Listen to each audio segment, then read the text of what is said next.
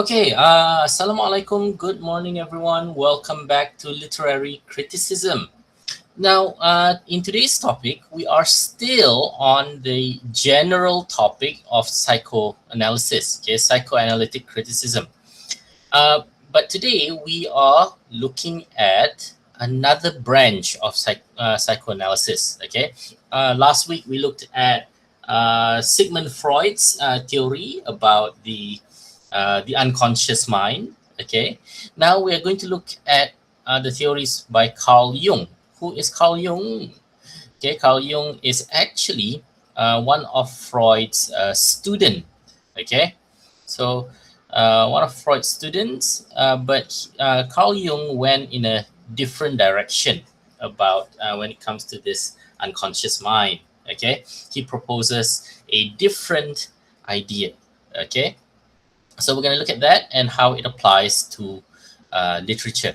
Okay, so here's our table of content. Okay, um, introduction. Okay, background.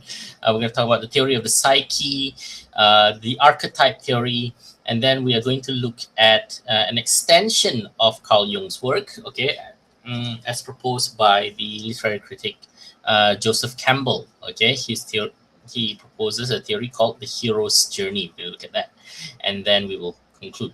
Now, first of all, how do we set the stage here to understand Carl Jung's theory, or this where it applies to literature? Okay, consider this, right? I want you to think about this. Have you ever watched a film, right? Watch the film and or play a video game, right? Or read a book, okay? And you feel that, hang on a minute, this story has been done before. Okay, I have seen this story before. This is a rehash or a plagiarized. Okay, or this story is just it's just copied from another story. Okay, cuma they change the characters a little bit, right? But it's basically the same storyline as another one. Okay, have you ever gotten that feeling before? Like media as a whole or stories as a whole, there is a lack of originality. It's like there isn't, you know, there's not much new under the sun, essentially, right? uh, have you ever gotten that feeling, especially if if you look at stories in like video games or something, right? Okay, so it's not really that the fact that people don't have much ideas, okay, or are just rehashing stories. Okay, according to Carl Jung, there is a good reason for this. It is also a good reason. It is also the reason why sometimes you watch a film or you read a story and you feel very, very connected with the story, with the storyline and so on. Okay, you feel as if, oh, this story really, really speaks to me, right? You feel really, really invested in the story. You feel very connected to the characters and so on. Okay, why does that happen? Okay, so according to Carl Jung, okay, he feels that all of these stories, right, are they have the same origins, essentially. All right, Jungian criticism argues that all literature and storytelling are built from a universal blueprint, which he calls the collective unconscious. Okay, the collective unconscious. A little bit, you're going to see some similarities with Sigmund Freud's theory about unconscious mind, but it uses the same terms, similar terms, but Carl Jung proposes um, something completely different. Okay, so this mental foundation is inherited and shared by all human beings across time. Okay, the writers throughout history are inevitably pulling from the same exact pool of primal images, symbols, and character types. Okay, so he's saying basically what Carl Jung is saying is that all across humanity, right? All across humanity, okay, all across human culture, there are shared mythos, okay, the shared primal images, shared symbols, okay, that we inherited from our ancestors and so on, okay, and we repeat these images, the symbols, these stories, okay, whenever we write stories or when we create films or when we tell stories, essentially. Okay, we are repeating, we are imposing, projecting all of these same ideas, okay, that cuts across time. Okay, a bit of background, right? Okay, Carl Jung's theory on literary criticism that is used for literary criticism, okay, evaluates arts and literature through the lens of analytical psychology. Okay, but it focuses on the collective unconscious, okay, the universal archetypes, and the psychological drive towards self-discovery, which he calls the individuation process. More on that later. Okay, so instead of viewing a text as merely the personal neurosis of its author, okay, which is what Sigmund Freud does, right? Jung saw great literature as a vital expression of a shared human myth and the ancestral memory. Okay, so here's a bit of difference, right? Last week, when we looked at Sigmund Freud, when we look at Freud's idea of the unconscious, right, or when we apply Freud's theory to analyzing literature, we say that what you read in the story is really representative of what the author is feeling, right? So if the story talks about some psychological conflict or whatsoever, right? We say that these are conflicts that the author has, right? This comes from the author's own unresolved conflicts, right? The author, the writer, right? So it's like every time the writer writes a story, the writer is unknowingly projecting their own psychological complexes onto the page of the story, right? So that's how Sigmund Freud sees it.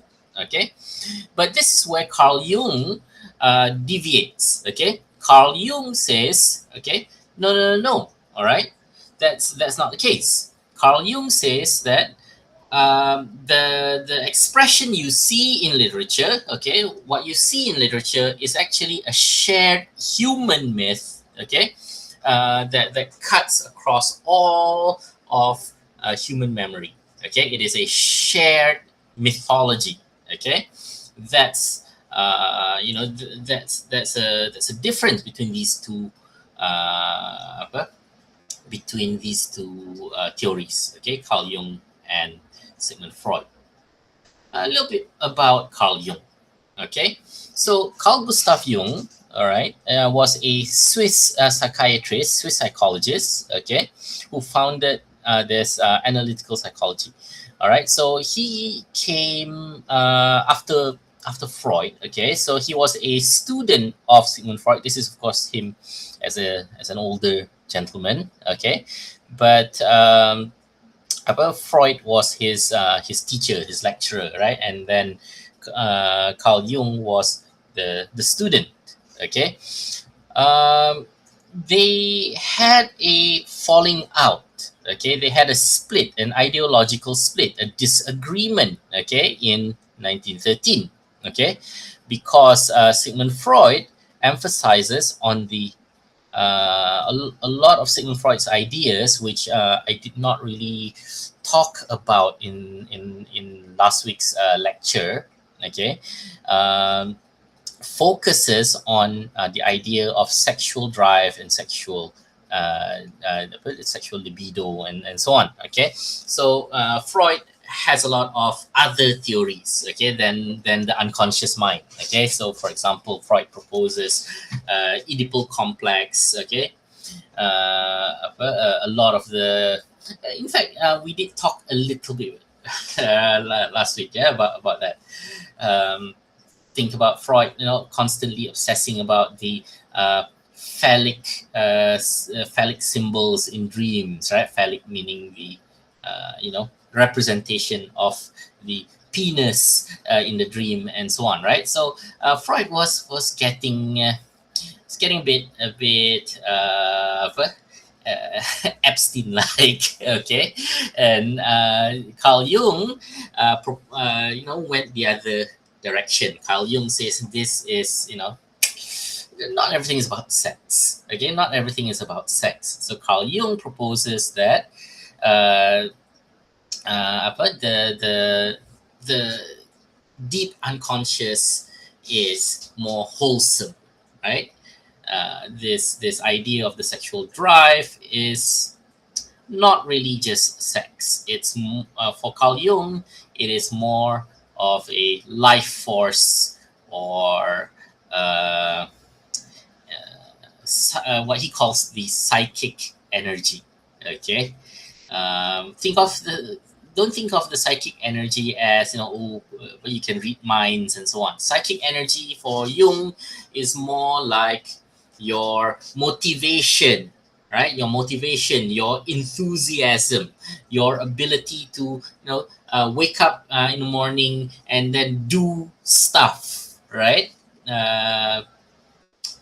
uh, but go out, get to work, right? Go to class, and so on, right? That drive, that energy, to the motivation, right? To do all those things. That's what he means by psychic energy, not really powers like you can read people's minds and things like that. Okay, so but that's what he means by that term. So Jung proposes, okay, a deeper layer of the unconscious mind that is shared by humans, okay, containing ancestral memories and instinct. Okay, um, okay. Here's another thing, right? When we talk about a lot of Carl Jung's work, okay, that um, that applies more to psychology, okay, it's gonna sound a bit weird, all right? It's gonna sound a bit weird because Carl Jung also has a lot of religious influences, okay, that comes from India, okay, because a large part of his because if I can't get the correct date, okay, but he went to India. He spent some large part of his life in India, where he learns about Hinduism. He went under the tutelage of some guru and so on, right? And then he comes back to Europe. He brought a lot of that Eastern mysticism with him, okay, and he integrated those ideas into his theories of psychology, all right, which is why when you read the greater works of Carl Jung, all right, there's a book that he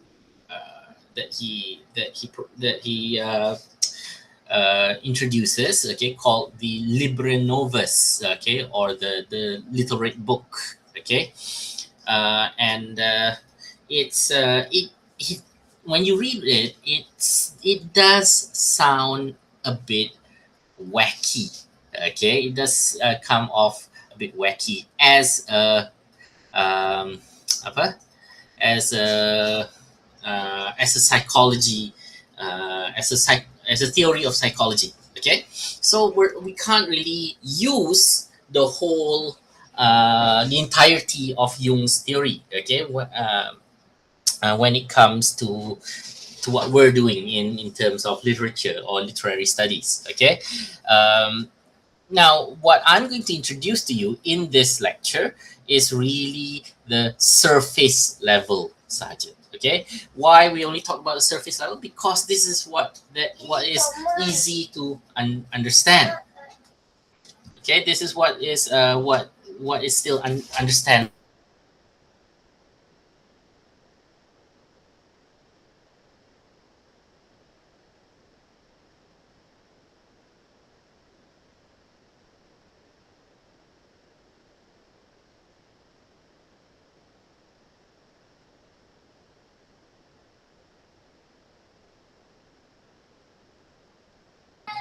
Okay, so all right, so let's look at this. Okay, so let's look at Carl Jung's ideas here. Okay, um, first of all is the idea of the psyche. Psyche is basically, if you can recall Sigmund Freud's iceberg theory, right?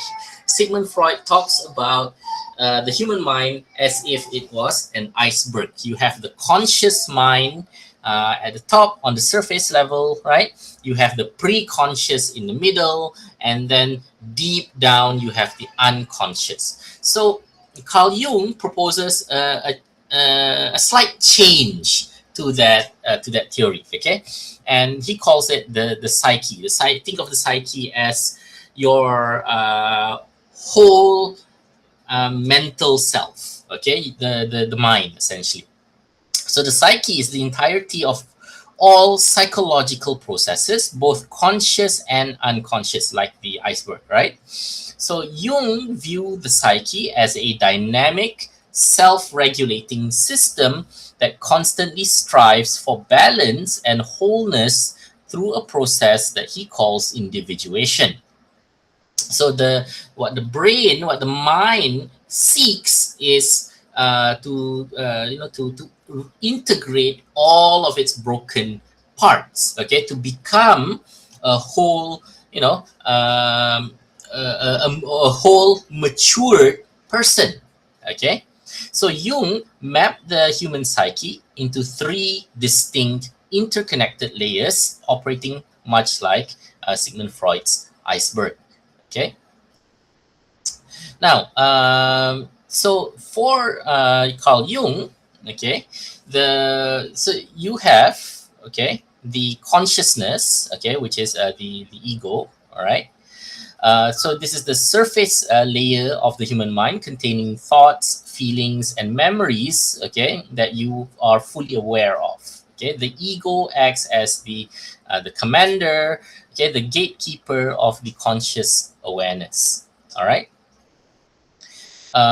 So the ego is basically your awake self. Okay, your mind in its awakened state. Okay, when you are not sleeping or whatsoever, right?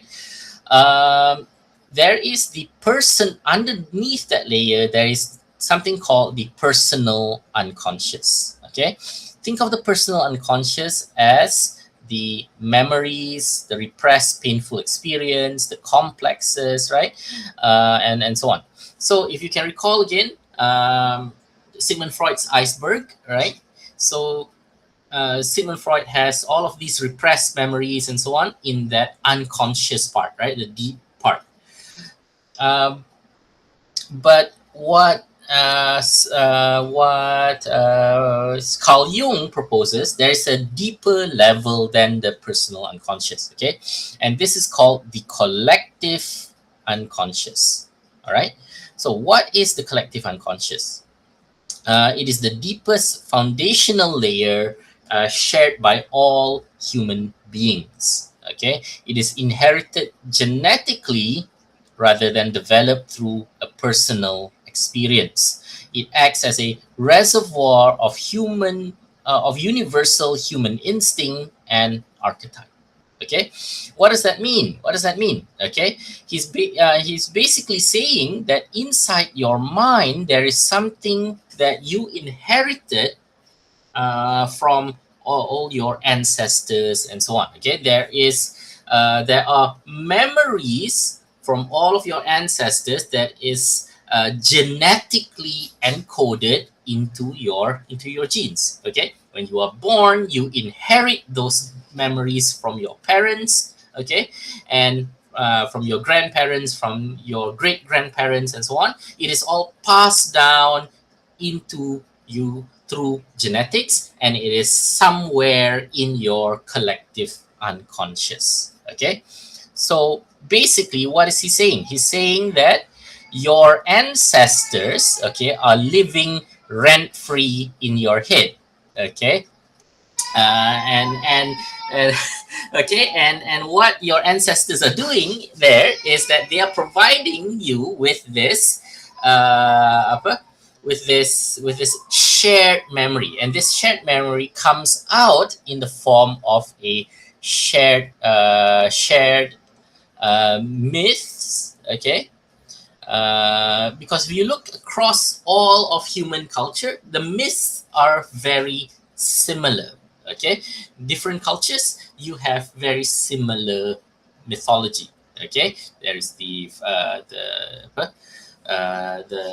foundational myth. Okay, the explaining how the world was created. There is, interestingly enough, across many different mythology, you have uh, you have something called the myth of the deluge. Okay, the myth of the deluge. Deluge is uh, the great flood. Okay, the great flood.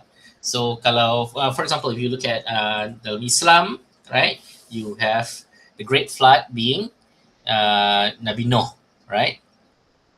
Okay, or Noah, right, in the Christian religion, right, and so on. You look at other cultures. Okay, you look at the Epic of Gilgamesh, for example. That is a Mesopotamian myth, right? There is there is this idea of the great deluge as well, the great flood there. Okay, in the story, if I'm not mistaken, Gilgamesh has to go through this journey and find the antediluvian. Okay, antediluvian is this diluvian antediluvian. Okay, antediluvian meaning someone who lived before the great flood. Okay, so this mythos exists across many different cultures. Why are there these similar stories? Okay, so according to Carl Jung, it's because we all shared this ancestral memory that is passed down to us from previous generation, which comes out okay, when we tell stories and so on. Okay, likewise, the archetypes meaning types of different characters and so on. Okay, if you look at movies, look at stories, right, there are different types of characters, right, different types of characters that are common across stories of different cultures. Yeah. Okay, so this is what you have to this is the core idea that you have to find, that you have to understand here. Okay, the collective unconscious. Basically, it means that our ancestors are in our heads. Yeah. If you play video games, right, if you play video games, how many boys are actually awake right now and watching this lecture?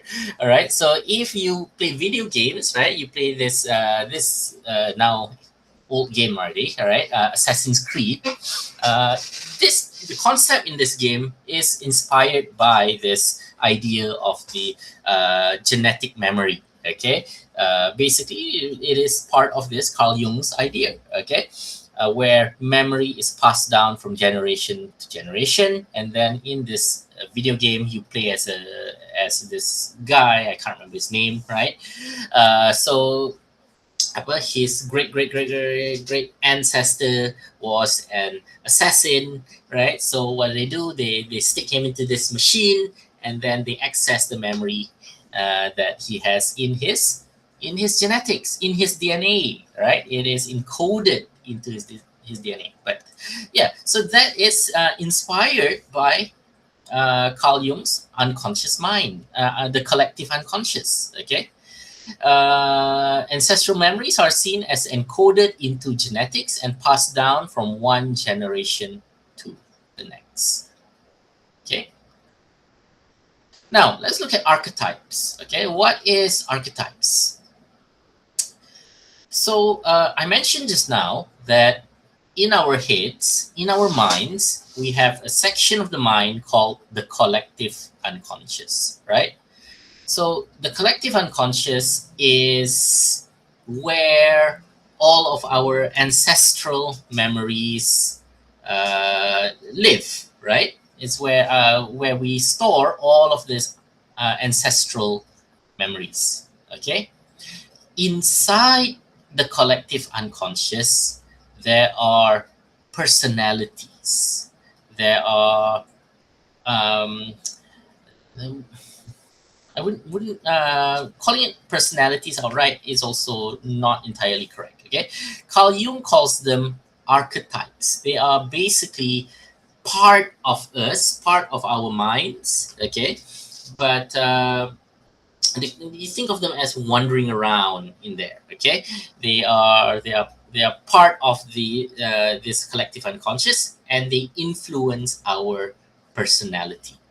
Okay, so the archetypes are universal inborn models of people, behavior, and personalities that reside in the collective unconscious. Okay, these archaic patterns are inherited rather than learned. Okay, serving as fundamental blueprints for how we experience and process lives. Okay, do you guys do you all understand so far what I'm what I'm on about here? Uh, Yes, sir. any questions so far? Any questions to ask?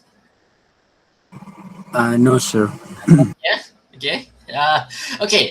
Now I know this can be a lot to take in. Okay, if you are half awake, right, at 8 a.m., right, half awake, just woke up, and then here is Mr. Arif talking about, there are people living in your heads. Okay, so it can be hard to process. Okay, so you get a cup of coffee, right? Come back to this, watch the recorded lesson later on if you need to.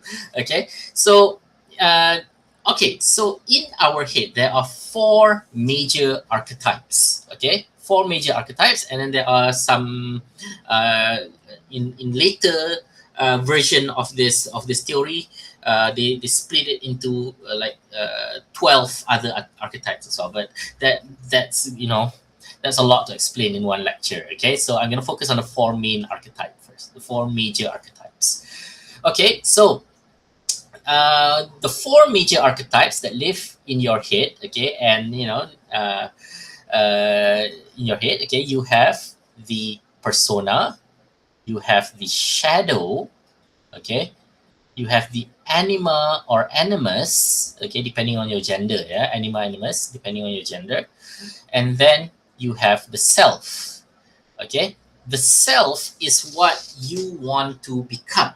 The self is the final objective of your journey towards maturity. Okay, the self is what you want to achieve. Okay, the self is your final stage, right? Your final form, essentially. And then the self is what you are building towards. Yeah. Okay. So you have these four major archetypes in your head. What are they? Right. Let's look at them here. So Carl Jung identified four main core archetypes. Okay, as the self, the shadow, the persona, the anima, animus. Right. So the persona is a social mask worn to adapt to cultural expectations and shield the true inner self. The shadow is a repressed, hidden, dark aspect of the personality and that the ego rejects. The animus are idealized opposite gender, okay, within the unconscious. Okay, anima in men, animus in women. Okay, it is a personality of the opposite gender. All right. The self is the ultimate unified center of consciousness, representing wholeness and psychological maturity. So your ego, right, your awakened self, right, wants to reach that, uh, wants to, finally bring out this self, right? This psychological maturity.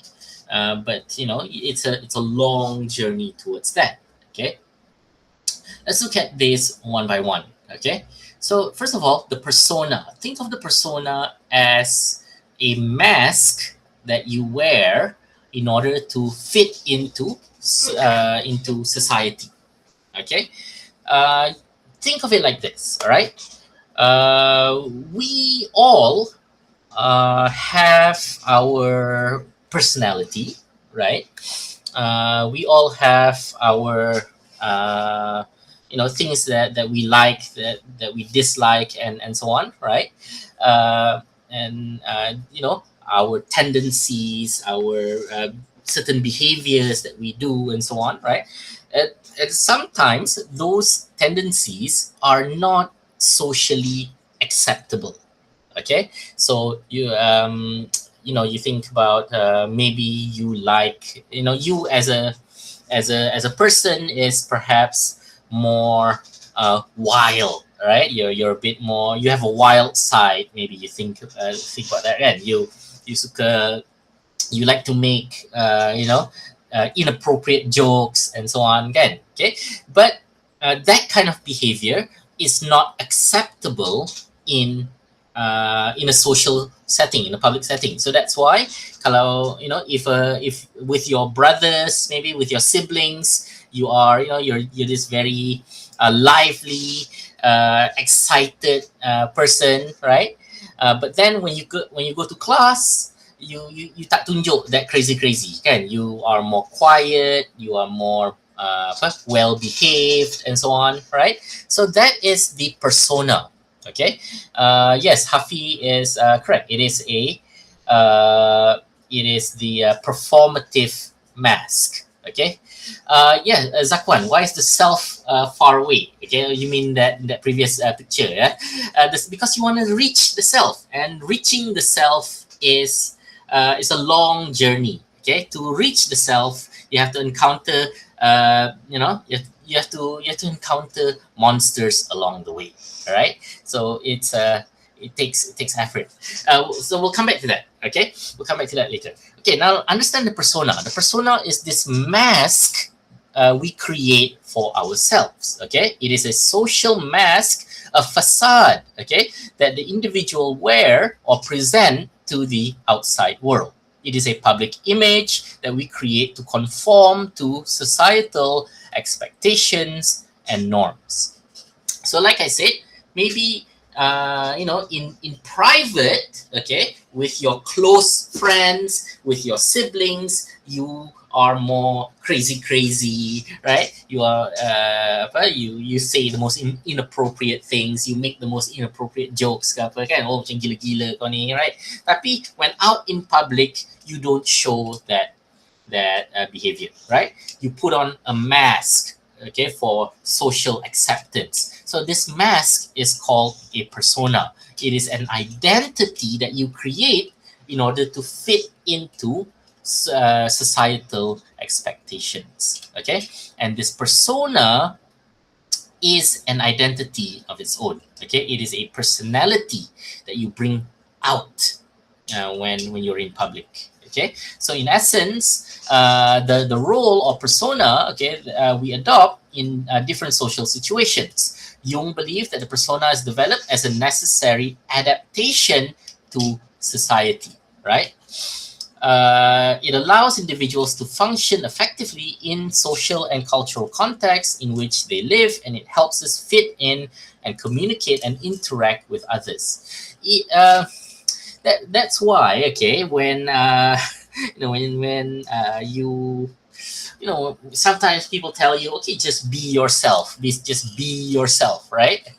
But we don't want to do that. All right, why? Because if we be ourselves all the time, you might get ostracized by by society. Okay, because there are parts of ourselves that are not socially acceptable. Okay. uh, but there's some new terms, yeah, in social media, right? For example, okay, can anyone explain to me what is this term mean, goblin mode? If you people are younger, you people are more attuned to this sort of thing, right? Have you heard of this term, goblin mode? No, sir. No, you haven't. Might have. Uh, but we know about LARPA. LARPA.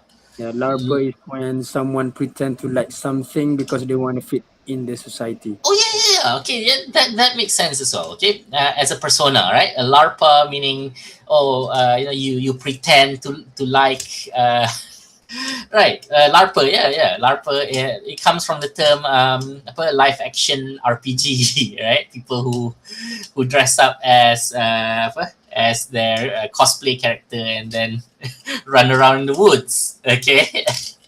uh, that's where the term LARPA comes from.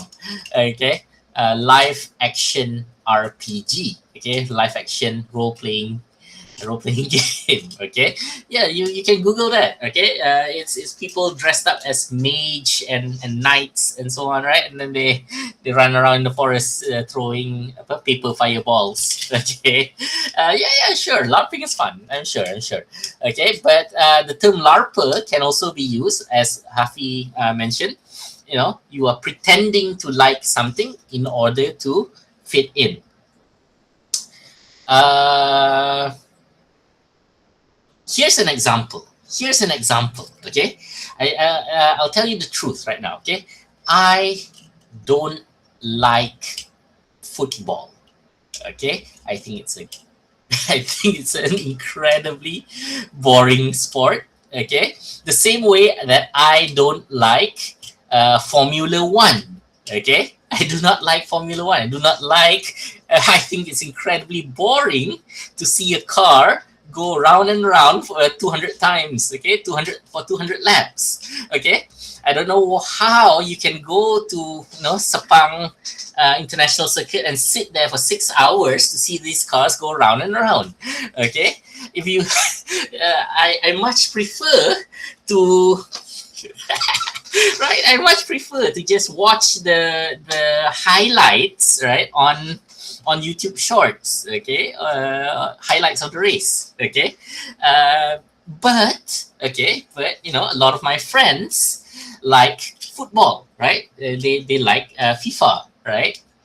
They like football. A lot of my friends like football. You stay up, incredibly late into the night to watch English Premier League or whatsoever, right? Okay, so how do I fit in with my friends? Oh, I have to You pretend. watch the highlight. Yes, I watch the highlights. Okay, I read up on who the players are. Okay, all right, and why do I do that? It's to fit in, right? So that when I hang out with my friends, I have something to talk about, right? So that's the persona. Okay, that's the persona that I build in order to fit in. Okay. The same thing with Formula One, right? Oh my God, I have no interest in seeing a car go round and around 200 times. Okay, I like to watch there are a few things that I like, right? For example, I like I like to watch some of the maneuvers. I like the technical part of Formula One. Where each of this racing teams always trying to cheat in F1, right? And they cheat using various physics and engineering techniques, right? So I like that part. Okay, the part, all of the exciting part for me is that. Okay, I do not like to see the car go round and round. Okay, it's but we pretend. Okay, we LARP. All right, in order to fit in with others. Okay, in order to be socially acceptable. All right. Now I like MotoGP though. Okay, because MotoGP is a lot shorter than F1. Right. It's a lot more dangerous. Right. MotoGP. Yeah.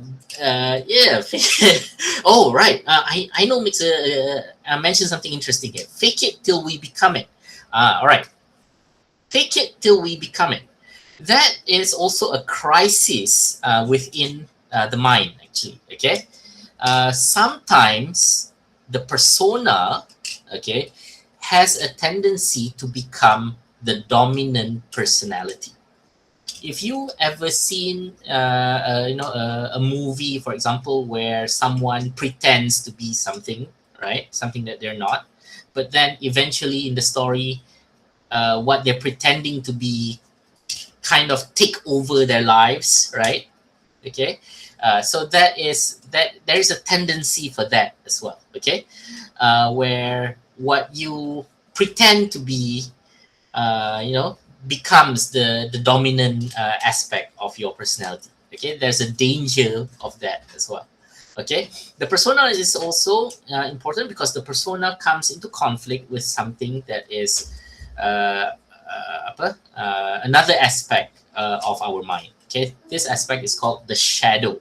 If the persona is the socially acceptable face, the socially acceptable mask that we wear in order to fit into society, the shadow is the part of our personality that we hide, the part of our personality that we reject, the part of our personality that we push further down.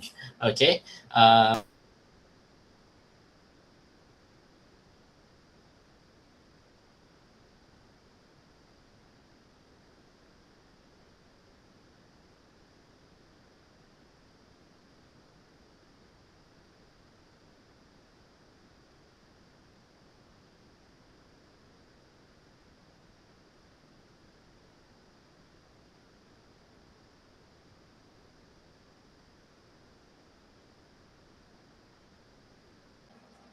Okay, so let's look at this. The shadow, all right? So the shadow is all of our negative aspect that we try to reject, okay? That we try to get rid of, okay? That we work to hide, all right? So the shadow represents the unconscious and often the hidden aspect of an individual's personality.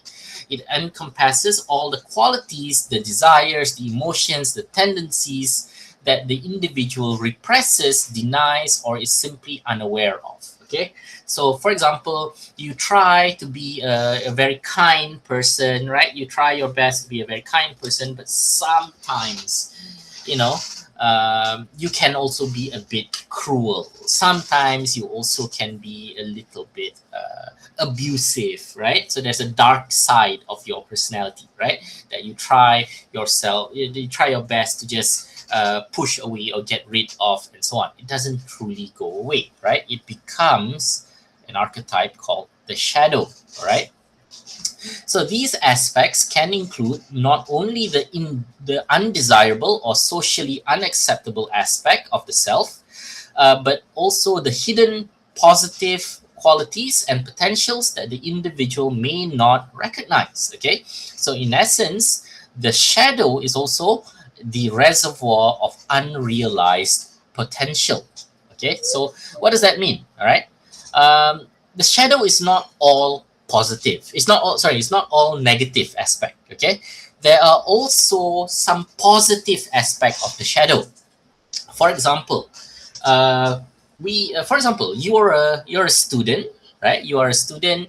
You you know, you could always you try your best, right? You try your best, but you could always be better, right? So for example, when you do your assignments, for example, right? When you do your assignments, you say, oh, alamak, panjang sangat ni, banyak sangat nak tulis ni kan. So what do? You ask ChatGPT to generate the rest of the text, kan? And then kita hantar je, right? Mommy give chocolate.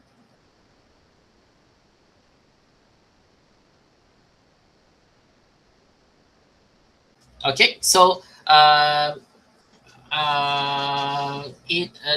does it also apply for immoral fixation or taboo that people, yes, it does. Okay, I know us. Does the shadow also apply for immoral fixation or taboo? Okay, that people try to hide away. Yes, it does. Okay, for example, you try to be a good person, but at the same time you harbor feelings of jealousy sometimes, can.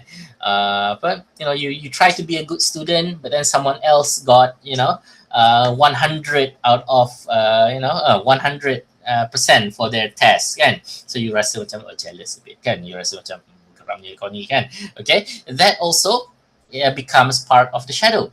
You try your best not to act on those things, right? You try your best not to pergi and santau this guy or something, right? Okay, but we try to repress those feelings, right? It falls into the shadow. Okay, it develops into the shadow. Okay, so the shadow develops as a result of socialization and the process of forming one's identity. Society, family, and cultural influences is what is considered acceptable or unacceptable behavior, causing individuals. Okay, so what is it that tells us to reject all of these negative feelings, this bad behavior, and so on, right? It is society, it is our apa it is our culture, our education, right? Our pendidikan and so on, right? It tells us to reject these bad behaviors, reject these bad intentions, right? But those bad intentions and so on don't disappear. They don't go away. We push them deeper down into our unconscious, and they develop into the shadow, right? In general, we are all bad guys. We just know how to hide it well. Yes. Okay. We either know how to hide it well, or we just don't accept it, right? We don't accept that kind of negative behavior and so on, right? But we have the tendency to become for all of this negative things. Okay.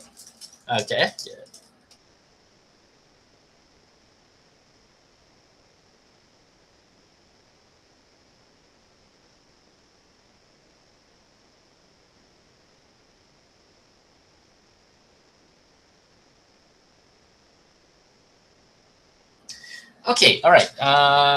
Okay. Here's one example. All right. Okay. So you let's say you have children, right?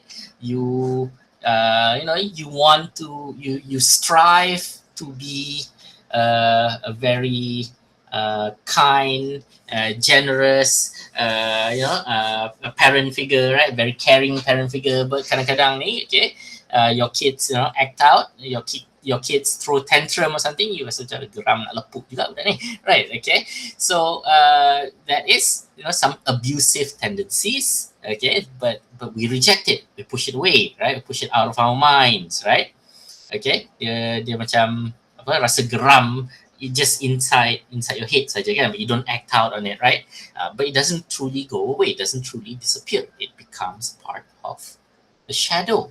Yeah. This novel, if you've ever heard of it, right? The Strange Case of Dr. Jekyll and Mr. Hyde by Robert Louis Stevenson. Okay. What happens in the story is that this scientist, Dr. Jekyll, okay, says that we have this dark side, this violent tendency in our head, right? In our brains.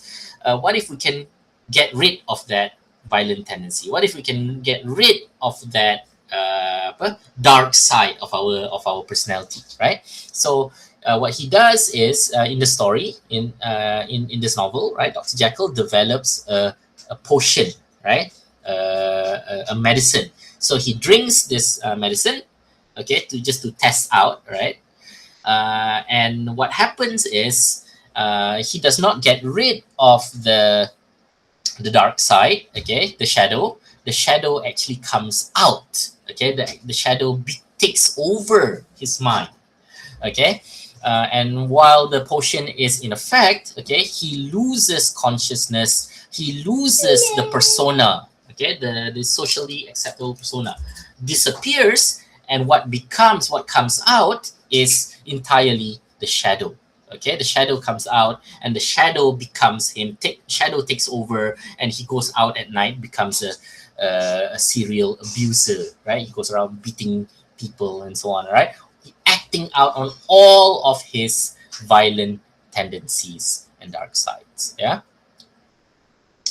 The anima and animus. Okay, now this one, anima and animus, is can be a bit tricky to understand. Okay, but think of this, right? The anima is you think of the anima as the feminine aspect. Okay, the feminine aspect, all right, feminine personality. Okay, feminine personality that resides, that lives in the psyche of in the male psyche. Okay, in the psyche or in the mind of a man. Okay, of a male, right? It's different for male and female. So Jung believed that every man possesses this anima, okay, and it serves as a bridge to the unconscious to guide the inner development. The anima is not limited to one fixed image, but it takes on various forms of archetype figures, okay, often reflecting the different women a man encountered in his life. So this could be the mother, the sister, the romantic partner, okay, fictional female figure, and so on, okay. So all of the different opposite gender that you encounter, okay, becomes this collective anima in your head. Okay, if you are a man, okay, if you're a man, the concept of the of what a female is, right, of what a woman is, for example, your expectation of what women can and cannot do, your perception of what is considered feminine, okay, your perception of uh, you know of what the opposite gender should be like, okay, it's all collected in the anima. Okay, that is if you are a man. Okay, now the anima also influences your behavior. Actually, hold on.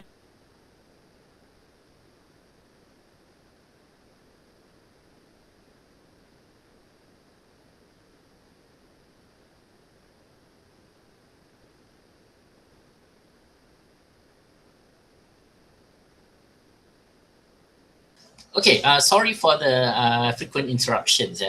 This is a work at home macam ni lah. Okay, so what was I saying? The anima is if you are a man, okay, the anima is the collection of perceptions that you have towards women. Okay, that your idea of what a woman should be, what a woman should act like, and so on. Okay, and where do you get all of these ideas, this perception? It's from the way that you encounter the opposite sex, right? So, for example, your experience with your mother, for example, right? Your sisters, okay? Your friends, your female friends, okay?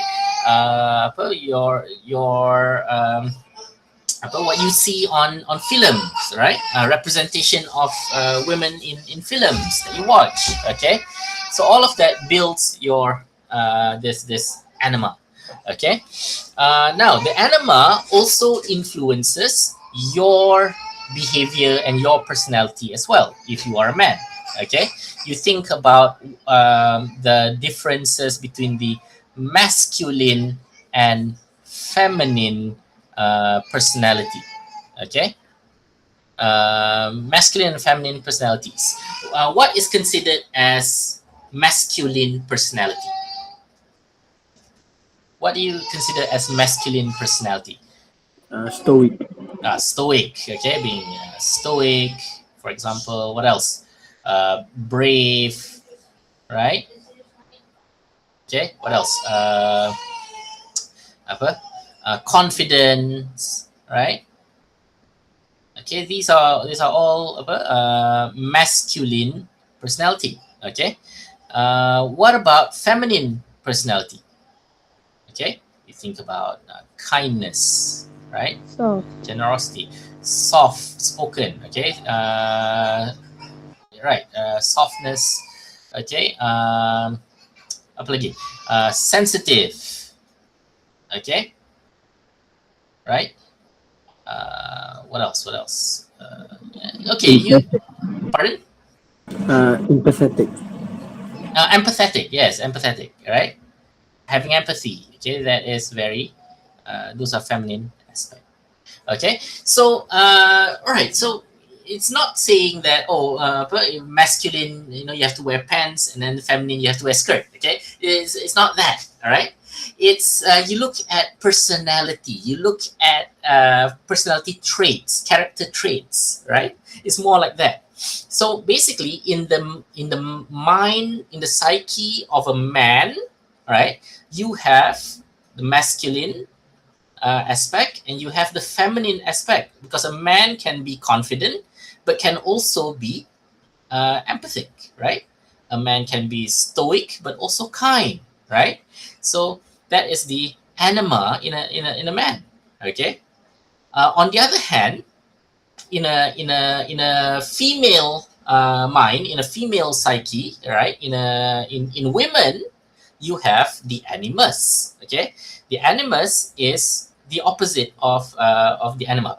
Okay, it is an inner masculine aspect within the female psyche. Okay, so a woman, for example, okay, can also be very confident, right? A woman can also be very independent, right? Okay, so those are characteristics that are influenced by their what did I just write? Okay, uh, uh, shh, hold on. It's independence, sir.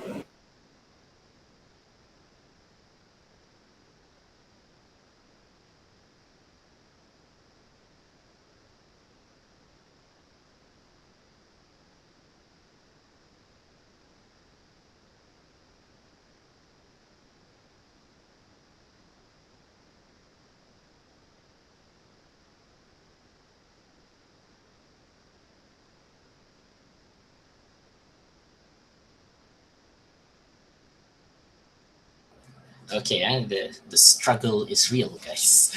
Okay, so anyway, right, so what was I saying? So the animus are masculine aspects within female psyche. Okay, so when jangan salah faham ya, when I say the masculine aspect nih, the masculine characteristics, we're not talking about we're not talking about pengkit or whatsoever. Okay, we're not talking about apa we're not talking about what do you call that, cross dressing or things like that, right? No, think of this more as factors that influences your personality, right? So animus, all right, where does that come from? All right, it comes from your as a woman, your encounter with the masculine figures in your life. Okay, your father figure, right? What your father was like, your friends that are male, right? Your male friends, okay, your boyfriend, your male partners, and so on, right? Mythological male figures, right? So when you watch films, you see the hero, right? So this gives you an idea of what a male figure should be like. Okay, so that's where you collect this idea of the animus. Okay, it doesn't make a man lesser than himself is if he's sensitive and cry. Yes, that's correct. Okay, so you cannot be entirely masculine. Okay, that can you imagine if you reject your you as a man, you reject your anima entirety, right? So you don't want any of the feminine aspect at all. You nak jadi fully masculine saja kan, you rasa apa, that's the most apa sigma personality you want, right? Okay, so you nak jadi apa, stoic, brave, only, right? Only the masculine aspect. You don't want to be sensitive, you don't want to have this other side, right? It's crazy. You're gonna be a psychopath, right? That's not how that's not how a person should be, right? So you have to be in touch with this other side as well. Okay. Likewise, for a woman, right? You cannot just be entirely feminine as well. Okay. Other, if you are fully, just the just have the feminine aspect saja and no masculine aspect, right? Tak boleh juga. Then you need to have this characteristic of to be a bit more independent. You need to be brave, right? Even as a woman, okay. Otherwise you're gonna be you can't function in real life, okay. Zakwan says imperfections is what makes us human. Yes, okay. So we have a balance of these animus, and so on. Okay, even David Goggins listened to. Yes, okay, yeah. David Goggins, he's what, ex Navy SEAL or something, kan? Yang the podcaster, the influencer, okay, fitness influencer, David Goggins. I think he's a fitness influencer, right? But you listen to his podcast, it's all about Navy SEAL stuff kan. Tapi yeah, you get the idea, right?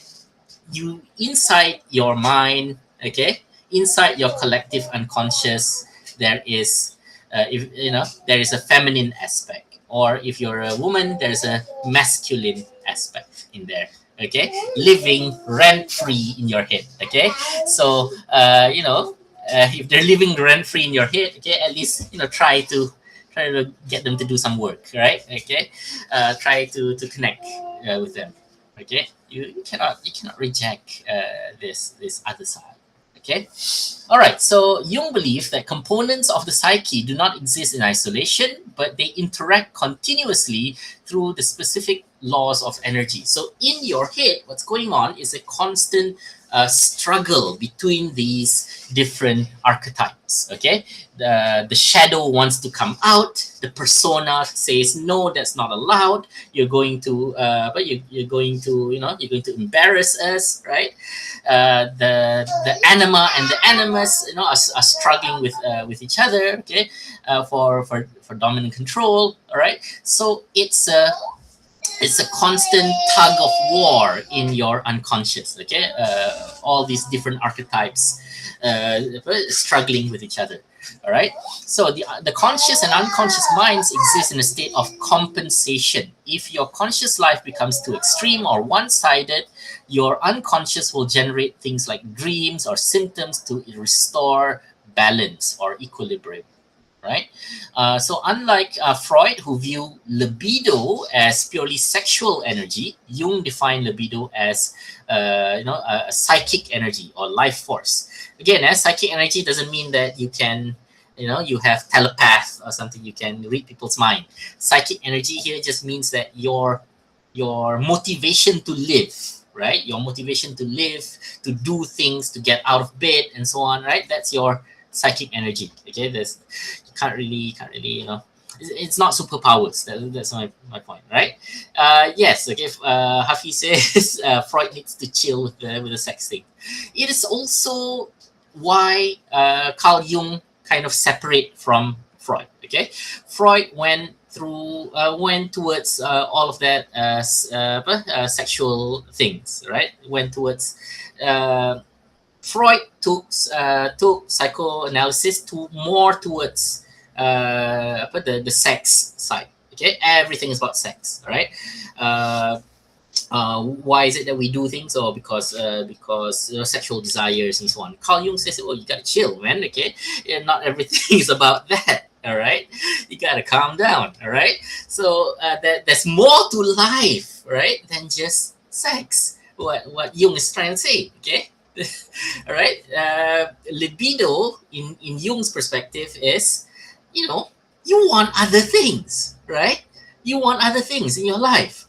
You want you want to be successful. You want recognition, right? You want to be independent. You want maturity, right? You want fulfillment and so on. Okay. For Freud, on the other hand, oh no, you want all these things because you want to have you want to have sex. Okay. So Jung says no, it's got to be more than that. Okay, it's got to be more than that to life. Yeah.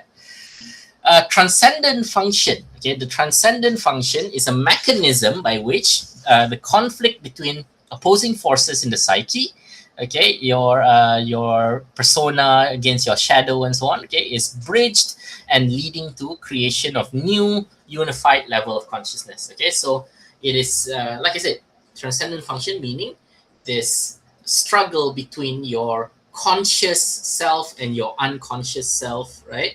Uh, you might, if you read up on Jung, you might see the word introversion, okay, versus the extraversion.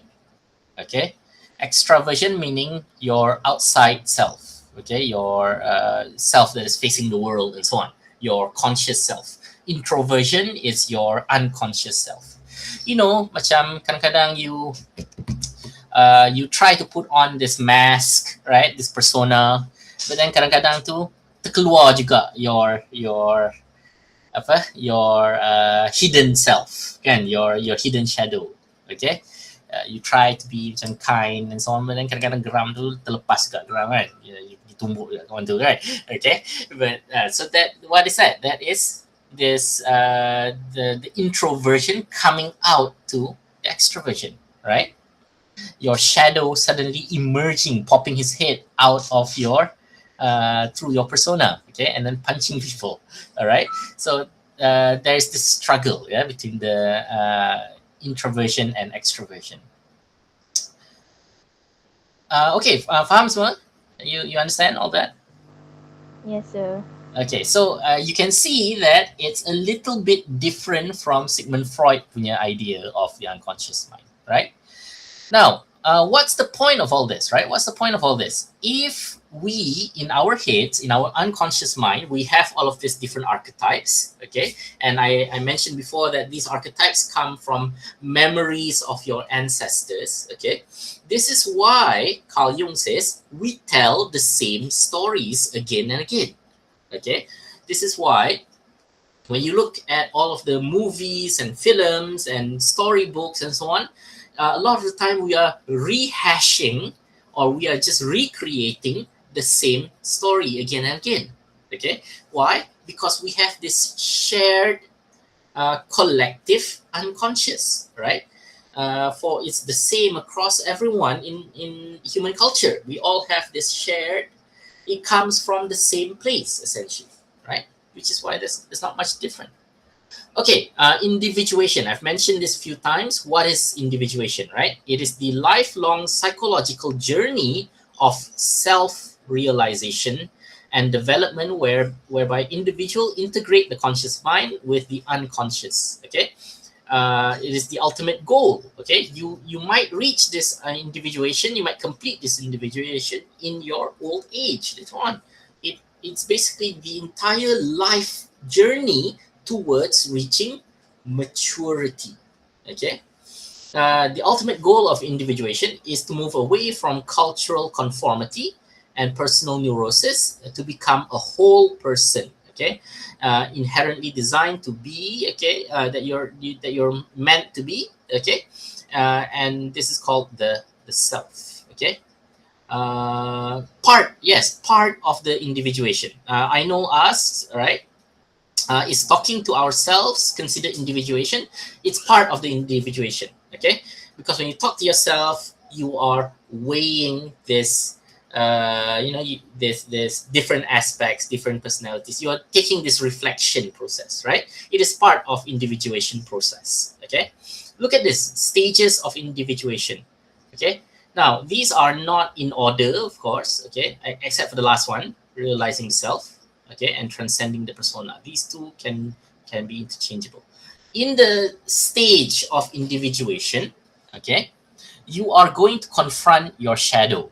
Okay, confronting the shadow means recognizing and integrating the repressed part of your aspect, okay, of your personality, what you have kept hidden away. Okay, uh, and in your stage of individuation, you will also encounter the anima or animus. You engage with the feminine side or the masculine side, okay, in order to achieve psychological balance. All right.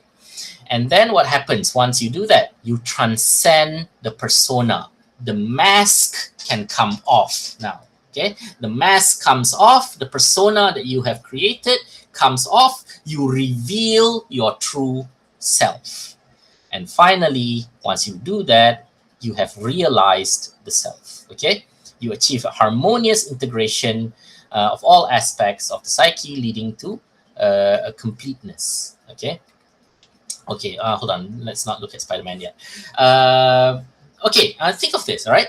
Now, a lot of our stories that we tell, okay, stories that we create, stories that we write, okay, can be seen as this individuation process, okay? Let's, paper? No.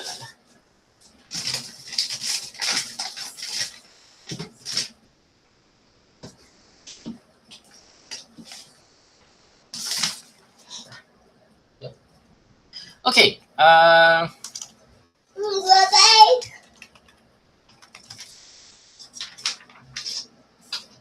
This one. Okay, Klaus. Okay, let's think of this. All right, let's think of this. Have you ever watched Frozen, for example? Disney's Yes. Frozen. Okay, if you watch Disney's Frozen, okay, in fact, most stories actually, okay, can be mapped to this individuation process. But Frozen, because my daughter likes Frozen, right? So I end up having to watch it a few times. You can map the story of Frozen to this process of individuation. Okay, think of this. So in our story in Frozen, you have the main character, Elsa over here, right? The blonde one. All right. So Elsa has magical powers. Okay, has magical powers, but then is she able to use those magic powers at the beginning of the? I'm talking about the first Frozen movie, right? She is not allowed to use her magic powers, right? In fact, she has to wear gloves, okay, so that the power don't reveal themselves, right? She doesn't freeze anyone, right? So what is that? What she cannot show that she has magic powers to the public, right? In her public self, right? She has to be this queen, so she cannot show that she has magic powers and so on. Okay. So what is that? Okay, that is the persona. She has to build this persona of a person, right? So of a queen. Okay, so she has to hide this fact that she has magic powers, right? So she builds this persona, right? And then what happens? The side of her that she hides, right, which has magic powers, which has this tendency to freeze people and so on, right? She hides all of this. Those things become the shadow, right? And when she has an argument with her sister Anna over here, right? That power comes out, right? She accidentally throw ice magic or something in the hall, right? And so that is the shadow trying to peek out of through the persona, right? And then what does she do? What does she have to do? Right? She runs away from the kingdom, right? She runs away, and she goes out into the mountains, right? Because people can't accept her shadow, right? People can't accept that she has magic powers and so on. So she has to run away, right? She runs away into the forest, right? And then you have the very famous song. Okay, what was the song? What was the song? Anyone remember the song from Frozen? Very famous. What is the line of the song? Let it go, right? Let what go? Let what go? Let go of the persona. Let go of your mask. Here out in the wild, right? You reveal yourself, right? So she builds this ice castle and so on, right? Okay. She is relishing in the freedom, okay, that now she can take off this mask, take off this persona, right? She has her shadow, right? All right, okay. So she lets go of the persona, right?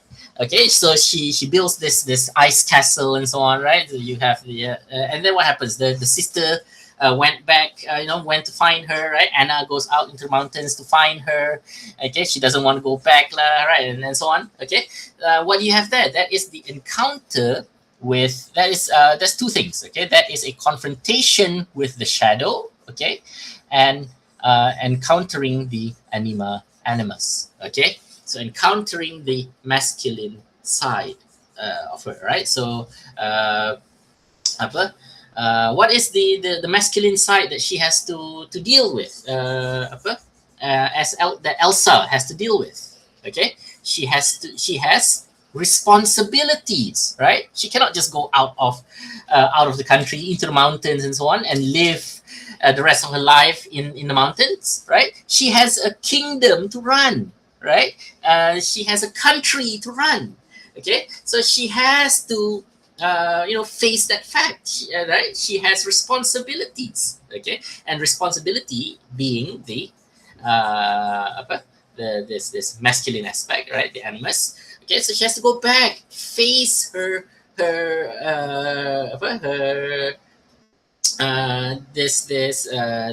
bad guy and so on. All right, so she has to take control. She has to assert a sense of dominance here. Okay, all right. And then what happens at the end of the story? Okay, so she she regains control of her kingdom, right? The ice curse or whatever it is, right? Disappears. Okay, the bad guy is vanquished, right? This prince that's trying to take over her kingdom, is gone. All right. What happens at the end of Frozen? Elsa returns as queen of whatever that country is called, right? Fake Sweden, right? Arendelle, right? Is fake Sweden essentially, right? So she comes back to fake Sweden as queen, all right? And now she becomes queen. But she doesn't have to hide her powers anymore, right? She becomes the ice queen of she becomes the ice queen of Temu Sweden, right? Okay, the ice queen of Temu Sweden. All right. So what is that? That is realizing the self. Okay, she doesn't have to hide the fact that she has these magical powers anymore. Okay, she has confronted it. She has taken off the persona now. Okay, that is the process of individuation. Okay, you have this in a lot of media. And I use Frozen just because I think practically everyone has watched that Disney cartoon, right? Okay, a bit more here. Archetype theory in modern media. If you look at superhero stories, right? Superhero stories can be mapped into this Carl Jung's archetype theory. Okay, why do superheroes wear costume or mask? Why do they hide their true identity, right? Oh, they don't want people to find out who they are, right? The superhero identity is the persona, yeah. The mask that Peter Parker wears, okay, is his persona, an identity that he made up, okay, to show to the world, okay. His real identity, okay, is his hidden away ego, right? The self, right? So Peter Parker is that journey towards the self, all right? And the super villains, the enemies that he fights in all of the shows, okay, can be seen as parts of the shadow. This in particular applies to this one, okay. You remember all this old Tobey Maguire. Tobey Maguire is this actor, right? Tobey Maguire's Spider-Man, right? In fact, the first one, Sam Raimi, by the director Sam Raimi, right? The bad guy, the super villain, is this guy, right? The Green Goblin, right? Okay, even his name, Goblin, meaning something unrefined, something wild, right? The Green Goblin is basically, you can say the Green Goblin is basically Peter Parker's shadow, unrealized potential. Okay, because what is the Green Goblin? It is basically the I think the guys the under the mask is a man named Harry Osborn, right? It is basically what Peter Parker could have been, right? A genius scientist, but then also went crazy, right? Okay, so that is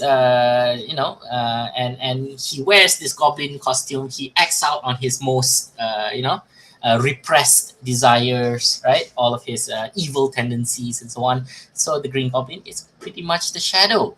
All right. Now, if you don't know, if you don't remember Sam Raimi's Spider-Man, okay, it's okay. You can also look at Batman. Okay, any of the Batman movies or whatsoever, right, can be seen as a representation of this persona and shadow in this constant struggle, yeah, in the mind. Okay, look at the dynamics of Batman and the Joker, for example. Okay, Batman, he is the persona. Okay, he is this mask that Bruce Wayne wears, right? Batman is very, very obsessed with maintaining order, right? He's obsessed with justice and so on. Order. He wants order. He's fighting in Gotham. Gotham is full of bad people doing nasty things, right? He wants to get rid of that. He wants to clean the city, right? He is obsessed with order. And you look at the Joker. The Joker is the shadow of Bruce Wayne. Okay, the Joker is the unbound shadow. Everything that Batman is, the Joker is the opposite of it, right? But the Joker is the mirror image of Batman, essentially. Right? Batman is all dressed in all black, right? Joker is all colorful, bright colors, right? The Batman, fights to maintain order. The Joker is trying to stir up chaos. Okay. The Joker is kind of obsessed with Batman. If you can recall, if you watch that Christopher Nolan Batman series, right, yang ada Heath Ledger as the Joker, right? There's one part of the movie where the Joker says that he doesn't want to know who Batman is, right? He doesn't want to reveal Batman's identity, right? This guy says he knows who Batman is, right? He knows that Bruce Wayne is Batman, and then Joker says, kill this guy, right? Okay, so Joker is obsessed with Batman, right? Joker needs Batman, right? In some memes, you can say Joker is in love with Batman, right? Because one needs the other. Okay, you cannot have a persona without a shadow, right? You cannot have a persona without a shadow because there's nothing to hide there, right? You cannot have a shadow without the persona, okay? Because then it's just chaos then, right? So one needs the other. Well, mostly joke. If you follow the series, Joker lah yang overly obsessed with Batman, right? They play this game of tug of war, right? Going back and forth, winning and losing, and so on, right? Another character that is very good representative of that you can read through a Jungian perspective is this character here. This is the villain Two-Face, right? The villain Two-Face, on one side, he is this lawyer named Harvey Dent, right? And then on the other side, after after an accident, right? He is this guy named Two-Face, right? Complete chaos. Here you have in this character a representation of the persona and the shadow living side by side. Yeah. Okay. What you have in Harvey Dent's character is this failure of integration. Okay. Failure of individuation, right? You cannot integrate the shadow, therefore you just let it exist there. Okay. And what the also the this villain Two-Face has this coin, right? That he likes to flip the coin. Okay, heads and tails, right? But that depends. That will determine his decision or whatsoever, right? So he has failed to integrate the shadow. Okay, so he leaves. So whatever decision he makes now, he leaves it to chance. That's why in the flip of a coin, okay, who will answer? Whose decision will he take? Is it the persona? Will he do something that is socially acceptable, or will he act on his most violent tendency? Okay, so at the flip of a coin, right, he leaves it to chance because he has failed to integrate his shadow. Yeah. Hafi mentioned Odysseus and Agamemnon. Yeah, I suppose. Although I have to warn you, I have not seen the movie. Okay, but I've read the book only. The Iliad and the Odyssey. I suppose you can say Odysseus and Agamemnon being the persona and the shadow. Okay. Agamemnon being this very violent general, right? Very violent king that is very likely to act on whatever tendencies, right? Agamemnon, for example, before the war, Agamemnon, in order to get the favorable wind, okay, to blow his ships to Troy, right? What does he do? He sacrifices his own daughter. Okay, what was his daughter's name? Polyphena, I think, or what, right? So he kills his daughter. He sacrifices his daughter in order to get some wind. Okay, so to push his ships along, right? That's why his wife gets very angry about that, right? That's why his wife simpan dendam, right? That's why when Agamemnon eventually gets home, his wife kills him, right? So Agamemnon is one that represents the shadow, and Odysseus represents this persona. If you want to look at that, you can. I suppose you can look at that that way, right? Odysseus is more good-natured, right? Odysseus is more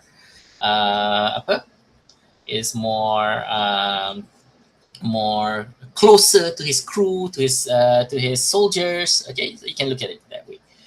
Also, both of them are two sides of war, right? Agamemnon is this violent war figure, right? Embodying this fighting spirit, right? This bravery, cunning, and so on, right? Violent tendencies. Okay, that's why when when the gates open, okay, there's Agamemnon standing there, right? On the other hand, you have Odysseus, who is more sneaky, who is more tactical, right? Who doesn't want to waste lives, okay? So, the persona, okay? Depth psychology, a bit about this, right? Depth psychology. Later on, okay, other psychologists take Jung's theory of this unconscious collective, and then expand the archetypes into many different other archetypes as well. Okay, I think latest one I see is 12 distinct archetype profiles. Okay, so imagine 12 people living in your head. Okay, none of them paying rent or doing any work. Okay, so these are 12 distinct archetypes. Okay, you can read this on your own later on. Okay, it's a bit too much for me to expand in this class. All right.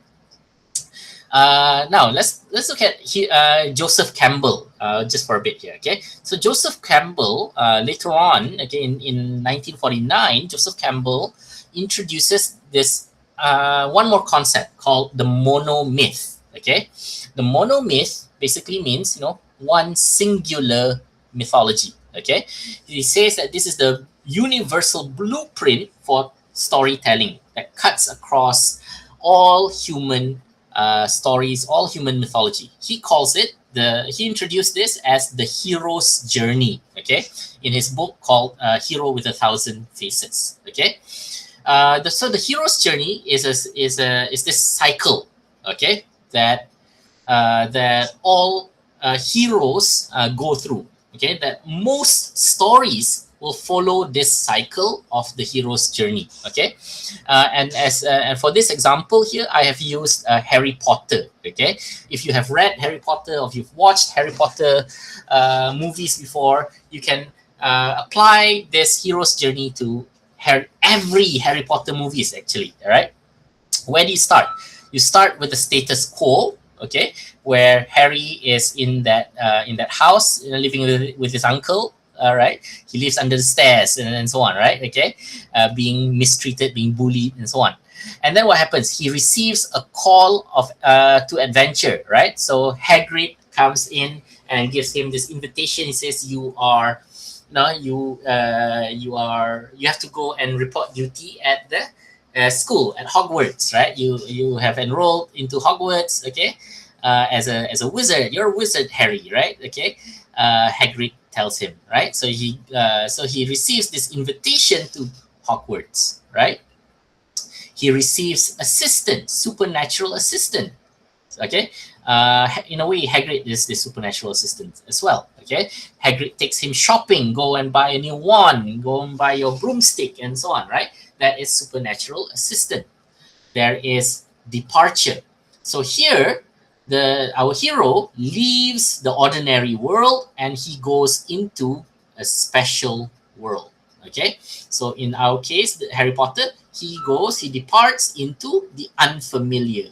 What is the unfamiliar? Hogwarts being the unfamiliar. Okay, Hogwarts, right? So he goes to Hogwarts, and there he faces trials and challenges. Okay, trying to fit in, make friends, trying to learn, making enemies, right? But he meets Malfoy and so on. Okay, and then he faces crisis. Okay, what is the crisis? There's Lord Voldemort. There is this basilisk or whatsoever. A battle ensue there, right? This is also called the abyss. He faces he faces chances of death, right? Almost died and so on. Okay, and he wins that fight. He gets a treasure, right?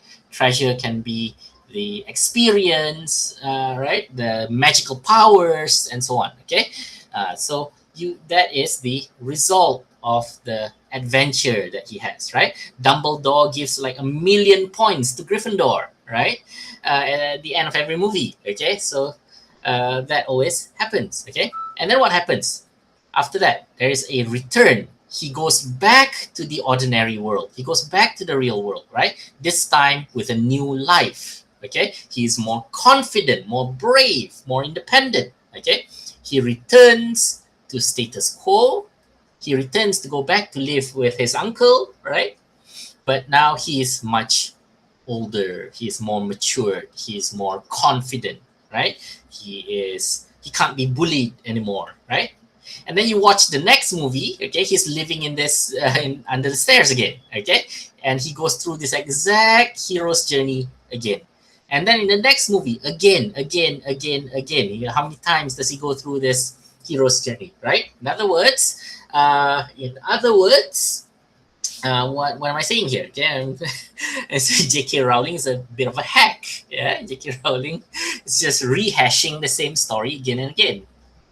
So that's the monomyth. Okay, from a Jungian psychoanalytic perspective, the monomyth is not just a formula for adventure, but a structural map of the human psyche undergoing individuation process and integrating the conscious mind with the unconscious. From caveman paintings and myth makings and so on, okay, all the way to superhero movies that we see today, okay, all follow this formula, right? Why does that happen? Okay, because we all share the same myth, the same ancestors living in our unconscious mind, right? Conclusion. So, from every great story, from ancient epic of Gilgamesh to contemporary Hollywood blockbusters, okay, fundamentally track the hero's journey towards individuation. Okay, Carl Jung would argue that while clothing, technology, language of our stories change, the underlying psychological myths are eternal and unchanging. Okay, why is it unchanging? Because in our collective unconscious, we have this shared genetic memory from our ancestors, dating all the way back to Adam and Eve, right? Okay, or all this primordial images and symbols. Yeah. Okay, that is Carl Jung. All right. Now, this theory of Carl Jung, all right, is very applicable. Okay, it's very easy to apply to the criticism of literature. Okay, when you read literature, you can apply Carl Jung's theory. How much of it you can apply to psychology and actual psychiatry is a bit difficult to tell. Okay, because Carl Jung can go a bit spiritual, a bit mysticism, and so on. So much susah sikit to see this as a psychological theory or psychiatry theory. Can you imagine, right? Can you imagine if you go to a counselor, to go see a counselor because you can bully or something, right? Or you have you have some psychological problem, and then your counselor says, oh, okay, this is because of because the person living in your head, the archetype living in your head wants to come out and so on, right? The shadow and so on. Can you imagine if your counselor tells you that? Right? Can you imagine you go to a counselor, you say, oh, I have trouble getting up in the morning, right? Oh, this is because your psychic energy, you're low on psychic energy. What? Right? It becomes hard to accept, okay, as a psychological theory, okay? Which is why I think in psychology, Jung's theory kind of is already replaced, okay? It's not used in modern psychology anymore. But for literary criticism, this is great. Okay, this is a great theory here. Okay, do you have any questions, class? Hafiz says ban the counselor, ban the counselor. You're damn right. Okay, you can apply this to actual psychology. Yeah. Any questions, class? It's 10 o'clock already. Yeah. Any questions? No. No questions. Everyone, you understand? Huh? You understand all that? All these things. Yes. Yeah. All right. Hold on. Did I screenshot? Yeah. Okay. Ready. Okay. All right. All right. That is it. Yeah. For Carl Jung's archetype theory, a 2-hour lecture. Yeah. Okay. Incredible. Okay. Nanti I will share the recording on the packet. Yeah. Wait for my AI generated thumbnail for that. Yeah. Okay, that is it for today. Thank you very much. Okay, I will see you all next week. Next week's class we will look at formalism, and we'll read another short story but related to formalism. Yeah. Okay, that is all for today. Thank you very much. I will see you all next week. Sir, Yes, Zakwan. how about the video that we post yesterday? Oh yeah. Hold on. I need to turn off the recording.